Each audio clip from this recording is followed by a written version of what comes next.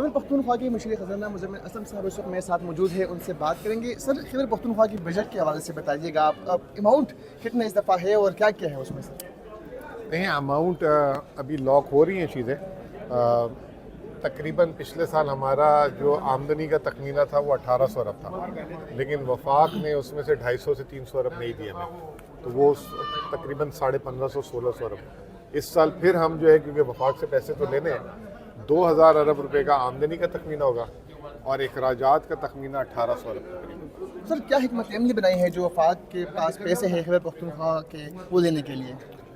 دیکھیے، خیبر پختونخوا جو ہمارے پیسے جو ہیں، سب سے پہلے تو NFC کے ہیں، جو مرج ایریا کو ابھی تک انہوں نے ہمارے ساتھ شامل نہیں کیا۔ اس کے لیے ہم نے CCI میں جو ہے، آپ کو پتہ بھی کنال پہ CCI ہوئی تھی، جس میں چیف منسٹر نے کہا تھا بعد میں کنال کی بات کریں، پہلے اس پہ ہیں۔ تو اس میں اب یہ ہو رہا ہے کہ 10واں کمیشن بھی ختم ہو رہا ہے، اس کا وقت ختم ہو جائے گا جولائی میں۔ 11ویں کمیشن کی بات ہو رہی ہے، اور 10ویں کمیشن پہ میٹنگ ہی نہیں بلائی گئی صحیح طریقے سے، اور جب سے یہ حکومت آئی ہے NFC کی کوئی میٹنگ نہیں بلائی۔ تو ہم نے یہی کہہ رہے تھے کہ آپ 10ویں کمیشن کا اختتام کریں اور 11ویں کی ابتدا کریں، لیکن ابھی کوئی خاص ول نظر نہیں آ رہی ہے حکومت کی۔ اور باقی صوبے، کیونکہ اگر خیبر پختونخوا کو اس میں حصہ ملتا ہے تو پنجاب اور سندھ کا حصہ کٹتا ہے، تو جب کسی کا حصہ کٹتا ہے تو وہ پھر آنے سے کتراتا ہے۔ دوسرا ہمارا سب سے بڑا ایشو ہے پانی، نیٹ ہائیڈل پروفٹ کا، جو پانی سے بجلی بنتی ہے، اس میں جو ہے وہ AG قاضی 1991 سے جو فیصلہ ہوا ہے، CCI سے بار بار انڈورس ہو رہا ہے، اب وہ پھر واپس سے ایک آگے کہ جی پنجاب نے کوئی اعتراض اٹھا دیا، اس کو واپس سے شروع کریں، تو ہم نے اس پہ بڑی سختی سے بات کی ہے۔ تو اس پہ جو ہے پرائم منسٹر صاحب نے جو ہے وعدہ کیا ہے کہ جون میں CCI میں بلائیں گے، ایک اس کو اور ایک ٹوبیکو۔ ٹوبیکو ایک واحد کراپ ہے پاکستان کی جو ڈیوالو نہیں ہوئی، وہ وفاق نے اپنے پاس رکھی، کیونکہ وہ 400-500 ارب روپے ٹیکس کماتی ہے۔ تو ہم نے اسے بولا کہ جب ہم سارا ٹوبیکو ہی KP پیدا کرتا ہے 80%، تو اس کا ریونیو ہمارا ہونا چاہیے، باقی صوبوں کو کیوں دے رہے ہیں؟ تو اس پہ جو ہے انہوں نے کہا کہ CCI بلائیں گے۔ تو یہ ہمارے چند ایک مطالبات ہیں جس کو ہم نے بڑے زوردار طریقے سے جو ہے ابھی تک اس حکومت سے بات کر رہے ہیں۔ پیسے جو ہے انہوں نے ابھی زیادتی کی ہے بہت زیادہ۔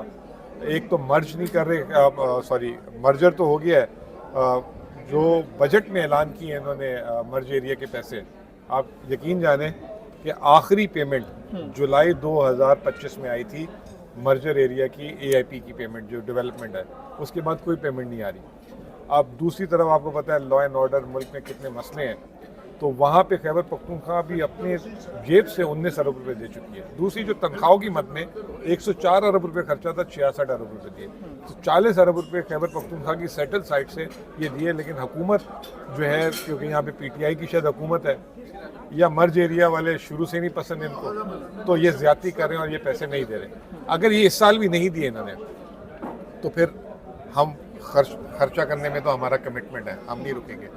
پھر وہ IMF کا اگر کوئی ہدف ہے تو وہ پھر ہم پورا نہ کر سکے تو وہ پھر وفاق میں ذمہ داری آئے گی، کیونکہ ہم بار بار انہیں کہہ رہے ہیں کہ جو خرچہ ہے یا تو آپ NFC کر دو، یا جو خرچہ ہے آنے پائی سے آپ دے دو، ہمیں نہیں چاہیے فنڈ، کیونکہ ہم جو ہے ان کو محرومی کے شکار نہیں کر سکتے، تو ہم اس پہ ان پہ خرچ کریں گے، اور اگر نہیں ہوگا تو پھر ہمارا سرپلس 19-20 ہو سکتا ہے۔ سر، کوہستان کرپشن اسکینڈل، اس وقت تحقیقات کے لیے آپ لوگ کیا کر رہے ہیں؟ 40 ارب کا سر یہ اسکینڈل ہے۔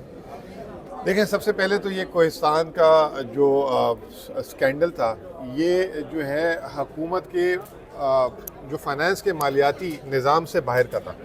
یہ وہ تھا جو ٹھیکیدار جو ہے، جن کو ٹھیکہ ملتا تھا کانٹریکٹرز کو، اس کی سیکیورٹی منی جمع کراتے تھے، تو وہ جو محکمے سے سیکیورٹی لیتے تھے وہ اس کو جمع کرتے تھے، اور اس کی جو اکاؤنٹنگ تھی، وہ پاکستان کا ایک ادارہ ہے اکاؤنٹنٹ جنرل آف پاکستان، جو پورے پاکستان اس کو وہ مینٹین کرتا تھا۔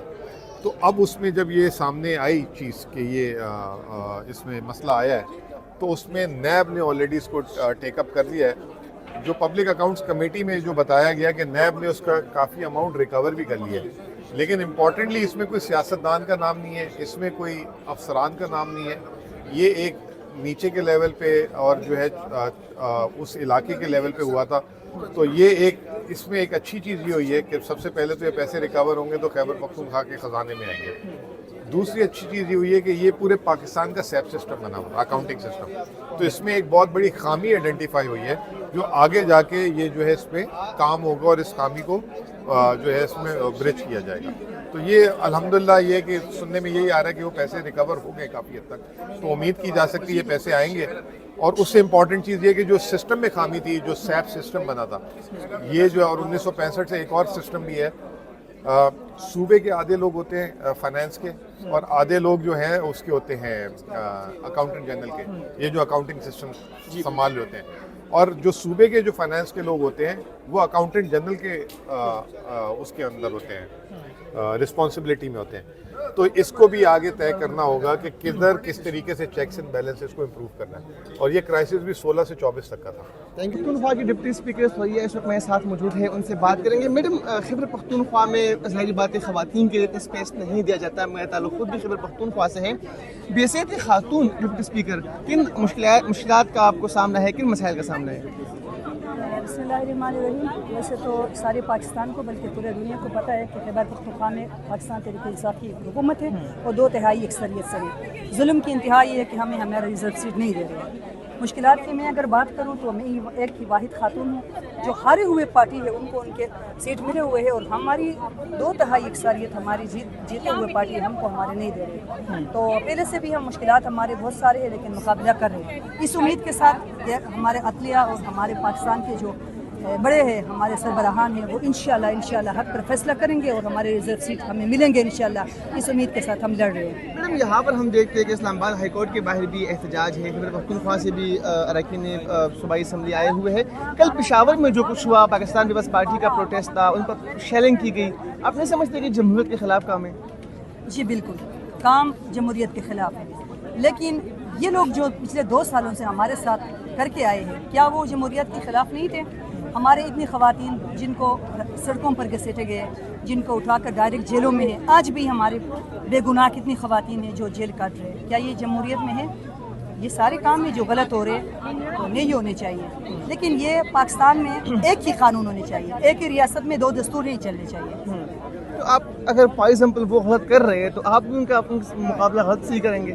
نہیں, ہم لوگوں نے غلط اس لیے کیا کل, اس لیے اس پر شیلنگ کی, اس لیے اس کو ڈسبر کرنے کی کوشش کی کہ وہ ہمارے پاکستان تحریک انصاف کا جھنڈے ان لوگوں نے جلائے اور ہمارے کیمپ میں آ کر انہوں نے دعویٰ بولا ہے, اور اس کے اندر ایسے لوگ تھے جنہوں نے خود مزاحمت کرنے پر ہمیں مجبور کیا. پھر بھی ہم لوگ ان کو ڈسپرس کرنے کی کوشش کر رہے تھے. ان کے اندر کے لوگ تھے جو اپنے ایپ چھپانے کے لیے یہ الزام ہمارے اوپر چڑھا, جس طرح 9 مئی کا ہمارے اوپر ڈالا ہے, سیم اسی طرح یہ دوسرا حق ان کا وہ ہے. میڈم, ہم دیکھتے ہیں خیبر پختونخوا میں اس وقت کوہستان کرپشن اسکینڈل زبان زد عام ہے.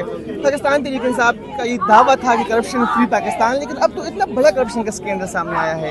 آپ نہیں سمجھتے کہ ذمہ داروں کو سزا ملنی چاہیے؟ جی بالکل, اور اس کرپشن اسکینڈل کا شروعات بھی ہمارے اسمبلی سے کیا ہے اور ہمارے اسپیکر صاحب نے اس پر آواز اٹھائے ہیں. انشاءاللہ ہمارے کابینہ سارے جتنے بھی اس میں انوالو ہوں گے, ہم سب ان کو اچھی طرف سے دیکھ رہے ہیں, بڑے قریب سے ان کو جانچنے کی ہم لوگ کوشش کر رہے ہیں. جو بھی سامنے آئے اس میں جو بھی ملوث ہے ان کو ٹھیک ٹھاک سزا ملے گا. لیکن ابھی تک تو جو ملوث لوگ ہیں ان کو معطل کیا گیا ہے, کسی کو سزا نہیں دی گئی, کسی کو جیل نہیں ہوئی. نہیں, ڈائریکٹ ہم لوگ جیل نہیں کر سکتے. اس کے لیے جو قانون ہے, پاکستان ایک اسلامی ملک ہے, یہاں سب کے لیے قانون رکھے ہوئے, اسی قانون کے مطابق, رول کے مطابق جو سزا کے حقدار ہے ان کو سزا ملے گی, اور جو جرم کے حقدار ہے اس کو انشاءاللہ رول کے مطابق ان کو سزا جزا ملیں گے. Thank you.